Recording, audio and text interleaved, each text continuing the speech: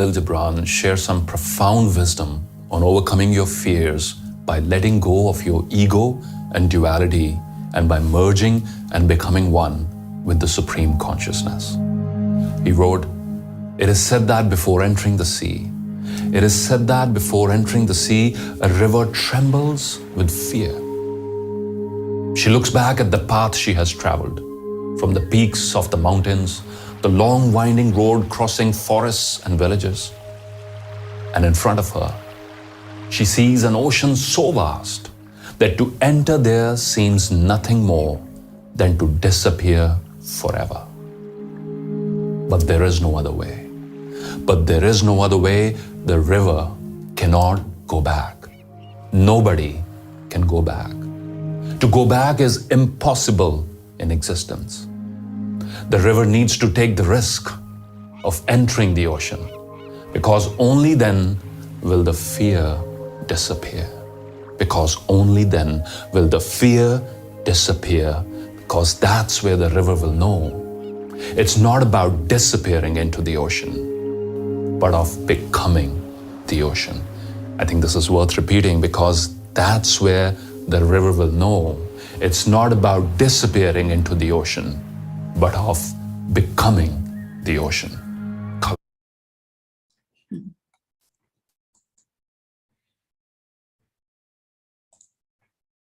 Powerful, isn't it? Because it really is a very powerful analogy. I think on Friday, when I shared, Daddy used that analogy of the river, and it sort of has stuck with me because the journey of the river is very significant in a way that it starts off with just a little stream or a spring, and it finds its path. The destination is very clear of the river, of where it needs to head to. Ultimately, it has to reach the ocean. And along the journey, it's not just a straight path. It's a path that it has to carve for itself. And I think sometimes that is the challenge as well, because each one of us is unique. And each one of us has our own unique destination to reach. You know, in words, we describe it as a state of total peace, a state of complete love. But what that means for us individually is very unique to us. And so as we're moving towards that destination, we face different obstacles along the path. And obstacles, you know, sometimes it's a difference between an obstacle and a blockage. You know, a blockage is where I'm stuck. But obstacle is in a way that it's giving me an opportunity to really stretch myself and to overcome limitations that I have created within me as well. When I often have done reflective exercises and facilitated a process for people, very often we always identify that the thing that holds us back the most is fear. And what is the fear? You know, that fear is a belief, is a limitation that I hold of myself. And we can unpack the fear that it's an attachment, that it's my ego, it's my, you know, past experience that has created this. But how do we overcome fear? Because I feel ultimately our journey is about going beyond fear and giving ourselves the permission to step into who and what we really are. And I'm carefully choosing my words there, and that is giving myself the permission to step into who and what I really am. because so often we hold ourselves back. And there are many reasons that we can find why we hold ourselves back. But it's almost like finding that deeper faith and trust in the process of our journey, that we need to give ourselves that permission to step into what we really can be and what we really can offer. So acknowledging that, for me, an obstacle is always fear. Obstacles are not other people, are not other situations, etc. But it is the fear that I hold inside that prevents me from finding that pathway. Because the analogy of the river that makes it so powerful, that it's not a straight line for the river. It starts off as that little stream, and as it's going towards its destination, sometimes there's a huge boulder in front of it. But the river doesn't stop and say, oh, there's a boulder in front of me, I can't move forward. No, it doesn't do that. But it will look for a way around it. Maybe it will go around it, it may go underneath it, or sometimes it may find the strength to go over it as well. So whatever the block that comes in front, the obstacle that comes in front, there's always a way forward. And it's something that I have to step back and look within me to find the method for me. Because I think one thing that I have explored in a way is that because we are all unique, the approaches that work for us is also unique. There isn't a one method for all of us. We have to find the method that works for us in a way. So there are certain practices that are useful that will help me find the method that works for me. So, we often talk about journaling, or we talk about practicing silence and becoming still, and allowing the answer to surface to me in my mind, or sometimes just having that conversation with God. And this is a lovely method that I once used at a silence retreat, but it's almost like have that conversation with God. You write to God, and then you let God write to you. So you sort of offload your questions or your concerns or your confusions or whatever, and then just give a few moments and then just write a response from God to you. You don't have to think of it, but just let the pen flow and see what response comes through. And it's quite a lovely method, but it's like find that method that works for you, so that you can really begin to unpack the things, the fears that we hold, because fears come in many subtle forms, and sometimes we camouflage our fears by saying it's my personality. I will share one example with you actually.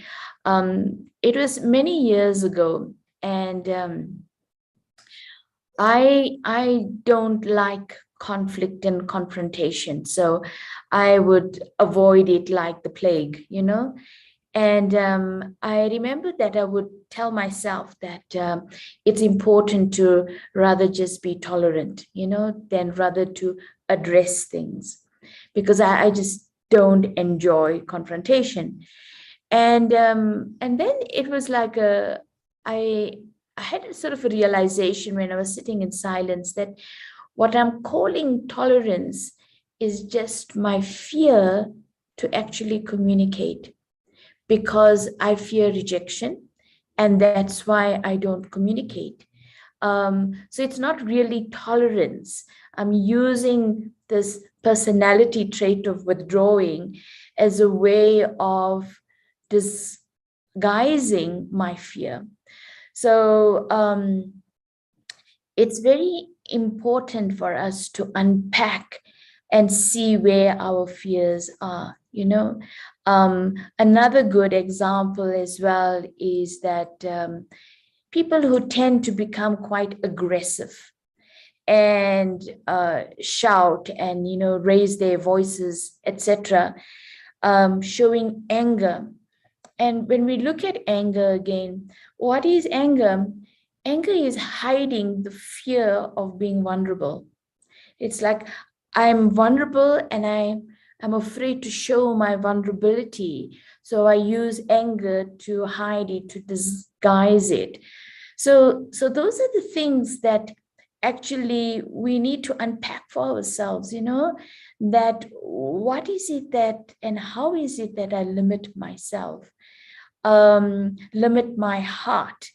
What is it that prevents me from fully expressing myself, but also really allowing my potential to be realized? And when I can ask those questions to myself and recognize my fears, then I can also see how is it that I disguise my fears. And how do I defend my fears? Because that's another thing, that sometimes what happens, that the fear is in me, but I project that fear onto others, you know, because others are like that, therefore I can't be like that, etc., whatever the case may be. So asking the self and checking the self, because these are the obstacles. These are the obstacles that, number one, it keeps me entangled in a situation. Number two, these are the obstacles that then doesn't allow me to live fully. There will always be like a barrier or a boundary that I'll be afraid to step out of because of that fear. And these are the fears that as well that prevents me from growing my heart. Because almost the opposite of fear is love. And to really be able to love fully the self, to love fully God, because these fears also act as a limitation in my relationship with God as well. So it's not just in terms of my attitude and awareness to me, myself, or to people around me, but even in my relationship with God, these fears play themselves out. I don't really allow God that complete space in my heart because I'm afraid. I'm afraid of what it will ask of me. And so therefore the last line in that poem is amazing, because it's when the river has the realization that when she steps into the ocean, it's not about her disappearing, but it is about her becoming the ocean. And I think that is it. It's like we tremble because we feel something of us is going to be diminished. But all that gets diminished is a limited identity. All that gets diminished is a fear. And when we allow that fear to get diminished, then what happens is that we become bigger, we become the ocean. And the unlimitedness in our heart begins to flourish. So recognizing how fear limits us, recognizing how fear is the obstacle, I now ask myself, how do I go beyond fear? And that's where I find the first thing is really to spend time in silence, to spend time in reflecting, asking myself those questions. A very nice exercise I did on Saturday. And it's an exercise that you could also try out in your quiet, reflective time. And that's look at your life like the river from that initial period right to where you are now. And along the journey, just observe that there's been sort of signposts or markers along your journey that has directed your course. And identify those markers and signposts. And when you do that also, it will also help you to see where there are those limitations that sometimes you have adopted in you. And so the first step is always to take time to reflect and recognize and understand what is that limitation that I see in me. What is that fear that in a subtle way, or sometimes in a subconscious way, or sometimes in not a very subconscious way, but quite an obvious way, that holds me back, that prevents me from really being me. And once I recognize that, then to actually see, okay, what are the situations that trigger this fear? And when I look at those situations, I think for me, the only way to overcome fear is to walk through fear. Because our default reaction is that what we fear, we try to avoid it. And the more we avoid what we fear, the more the fear grows. And the only way that I can overcome the fear is actually to walk through that fear. It is to face it and move through it. And the analogy that I like sometimes using for myself that works is I look at the fear like a mist. And sometimes it's a thick mist, so I can't see the other side. And so the reaction is, yeah, to avoid it, to move away. But if you walk through it, you realize that it can't, it's not solid. It's transparent almost in a way. It's malleable. So when you walk through it and you move on to the other side, then you realize that, yes, in that moment, it was a challenge. You had to be careful. You had to have your wits about you. But as you move through it, you realize that you can overcome it, that you are more bigger than what you feared. And so I think that is always a good reminder for the self that instead of avoiding the things that I fear, it's rather to take baby steps, but make sure that I walk through it. Because as I move on to the other side, I realize that it's not as big as I thought it was. It's not as solid as I thought it was, that I will find my way through it. So I think that's an important reminder for the self, and to look at it in that way so that I don't limit myself. Ultimately, when the river becomes the ocean, her joy knows no bounds. And there's a kind of a freedom that she experiences because there are no banks that guide her course, but she's free, she's unlimited and vast. And that's the whole thing, that our ultimate journey will take us to a place where we're completely free and joyful and at peace with whatever is.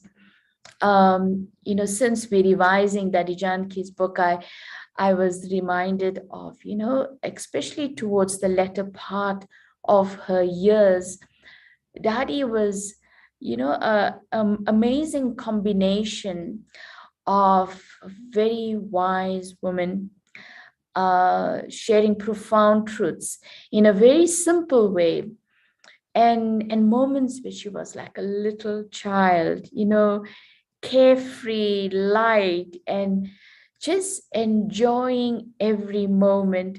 I remember when she would step into a place and she would just laugh and giggle and find everything amusing. And it was just lovely to watch that There was no inhibition, absolutely none, because the soul was so clean and so free that the soul could just be. So really looking at obstacles and, looking at the obstacles that we have and that we end up limiting ourselves by are usually just our fears. And so don't avoid your fears, but take little baby steps and walk through them, and you will discover that you're more than what you feared. So those were some of my thoughts, and I'd like to now just read the passage from Dadi, because she talks of obstacles on the path. And she said, obstacles are inevitable. And that's it. That when we on the path, there would be things that come our way, and not to feel why, but to know that there's some refinement that it is offering me an opportunity for. There is some kind of deepening that it's offering me an opportunity for. So she says, obstacles are inevitable. So don't get upset. Any form of worry erodes your strength. Never see a situation as difficult. Never ask, why has this happened? Never feel you on your own. Remember, God is always with you. God is giving you support. And so I find that conversation with God is very useful. It's like, do I take the benefit of God's presence in my day-to-day living? Or do I relegate God to a prayer once a week or whatever? But it's almost like draw God's energy in everything that I'm doing, so that it supports me, guides me, and it becomes the basis on which I take my steps forward. So she's saying, remember, God is always with you. God is giving you support. Take time to go into silence. And this is another element that I find that it's important. Sometimes when we are influenced by certain fears, we tend to keep ourselves too busy. And that busyness is a way of avoiding facing those fears. And it's a bit like a hamster in a wheel, keep running and running and running. It becomes an endless process, but you never resolve what needs to be resolved because you just keep running. So it's so important that, you have to take that time out and stop just making yourself so busy. And it's easy to do that. We can fill our lives with trivia just to justify why we can't be in silence. But, we have to make that time to actually to pause. We have to and become still. So Dadi says, take time to go into silence. Silence stops confusion. Your power will be restored, because it's only with that quietness that clarity can come. Clarity won't come in the busyness because I'm distracting myself from the real issue. So when I become quiet and then I reflect, then that will give me the clarity that I need. And that clarity then restores my world, restores my awareness, restores my sense of direction and purpose, and then gives me access to my inner qualities as well. So many obstacles occur because of your own mistakes. So it's a mistake. Recognize it and move on. And Dadi says, don't become someone else's obstacle because of your own. So sometimes I become heavy and I make everyone else heavy around me. but it's something that I have to deal with within me rather than projecting it onto others. So yeah, I think I love this idea that there is such an abundance of joy and freedom that is there for us to experience. And can I sort of dive into that? Can I dive into that experience? So if anyone has any questions or comments, just please add that on, and we can actually then end off with the meditation lesson. So please unmute yourself if you have a question or anything to comment on.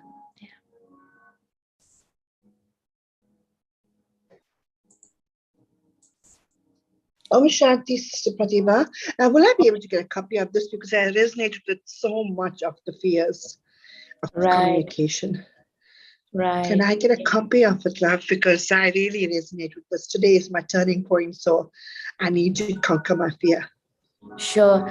I think we've recorded it onto YouTube, so you can get the recording from that. Yeah. Thank you so much. Yeah. Thank you. Om Shanti. Great. Anyone else? Yeah, I think there's a lot that we can do to unpack the subject of fear, because it is a very deep one, and it manifests itself in different ways for all of us. But it is something that we need to give ourselves that opportunity to look into it and uncover it for ourselves. Yeah. Okay. Anyone else, if you have a question?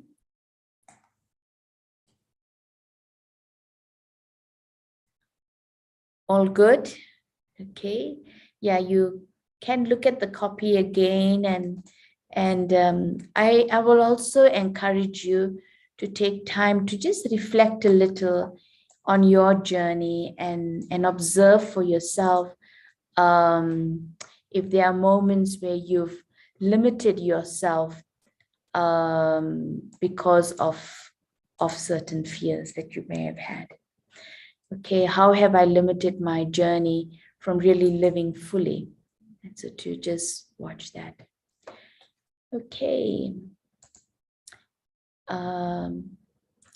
If there aren't any more questions or comments, today, instead of doing a meditation, I would like to play you a song, and you can just meditate with the song.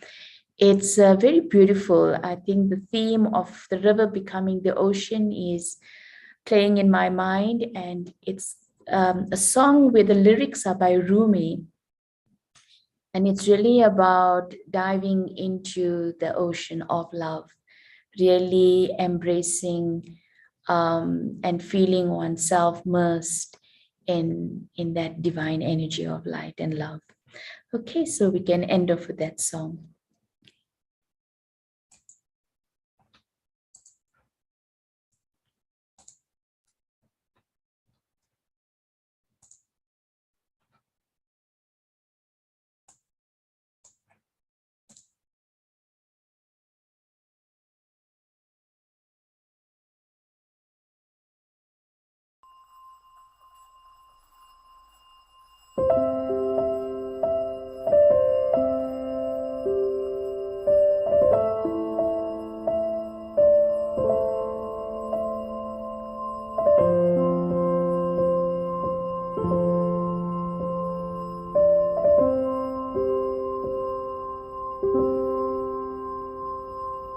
I sail with you on the ocean of my dreams to a faraway distant place of great beauty and tranquility, where suffering and pain do not exist.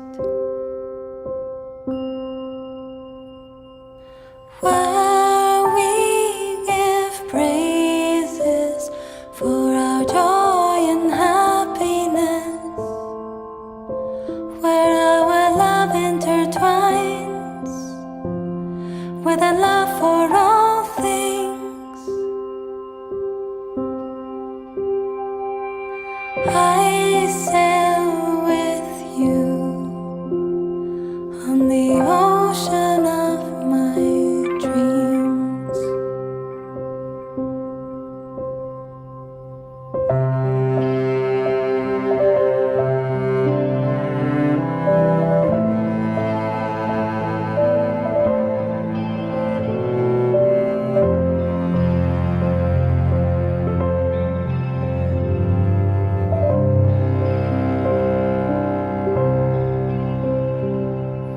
Oh, my beloved companion of my heart, you have reached out and touched the essence of my being. Oh, my beloved companion of my heart, you have reached out and touched the essence of my being. You have shown me the way. You have shown me the way. Your love has awakened me. Your love has awakened me. Your love has awakened me. Your love has awakened me. Your love has awakened me. Your love has awakened me.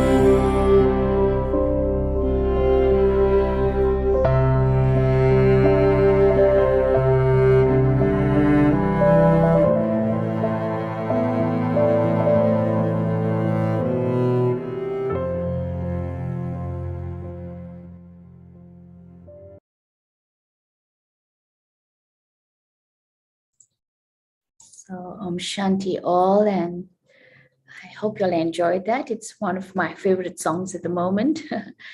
And really just gives such a feeling of diving into that unlimitedness. So have a beautiful day, everyone, and take care, and we'll connect again tomorrow. Om Shanti.